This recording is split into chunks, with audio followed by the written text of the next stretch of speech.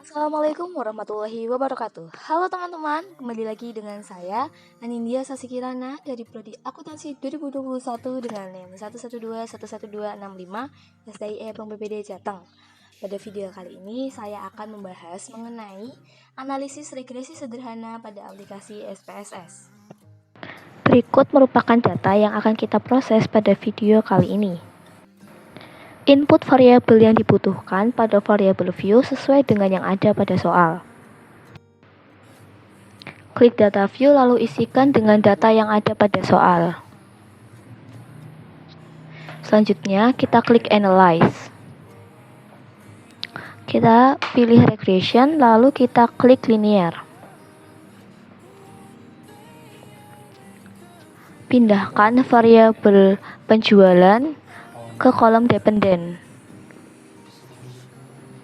Lalu pindahkan variabel biaya promosi ke kolom independen. Selanjutnya pindahkan variabel nama daerah ke kolom cash label. Selanjutnya kita klik open.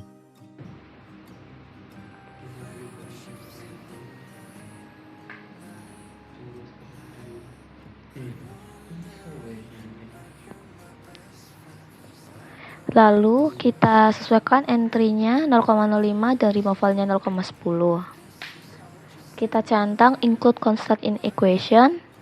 Lalu kita pilih missing values-nya dengan exclude cases is least with. Klik continue. Selanjutnya kita klik statistik, centang estimates dan pilih modal fit dan deskriptif di kolom sebelah kanan. Lalu kita klik continue. Klik OK untuk memproses data. Setelah melakukan proses analisis, maka hasilnya sebagai berikut. Untuk menjawab masalah, rata-rata penjualannya dengan jumlah data 15 daerah adalah 203,87 juta dengan standar deviasi 44.360 juta. Rata-rata biaya promosinya dengan jumlah data 15 daerah adalah 25,40 juta dengan standar deviasi 9,657 juta. Apakah ada hubungan antara frekuensi biaya promosi dengan jumlah penjualan?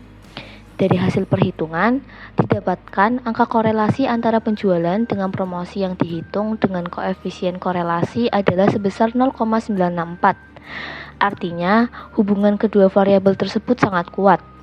Korelasi positif menunjukkan bahwa hubungan antara penjualan dengan biaya promosi searah. Artinya, jika semakin besar biaya promosi di tiap daerah, akan membuat penjualan cenderung akan meningkat. Berdasarkan arahnya, apabila positif, maka hubungannya searah. Jika satu variabel naik, maka yang lain ikut naik. Lalu, apabila negatif, maka hubungannya berlawanan. Jika satu variabel naik, maka yang lain akan turun. Hubungan antar dua variabel berdasarkan nilai derajat korelasinya baik positif maupun negatif. 0,7 sampai dengan 1 itu kuat, 0,4 sampai dengan 0,07 itu sedang, 0,2 sampai dengan 0,4 itu rendah, lalu kurang dari 0,2 itu lemah atau diabaikan atau dianggap tidak ada hubungan antar dua variabel. Untuk melihat hubungan antara variabel biaya promosi dengan penjualan signifikan atau tidak, dapat dilihat dari angka probabilitas atau SIG sebesar 0,00 yang lebih kecil dari 0,05. Ketentuan mengatakan jika angka probabilitas kurang dari 0,05, maka ada hubungan yang signifikan antara kedua variabel tersebut dan sebaliknya.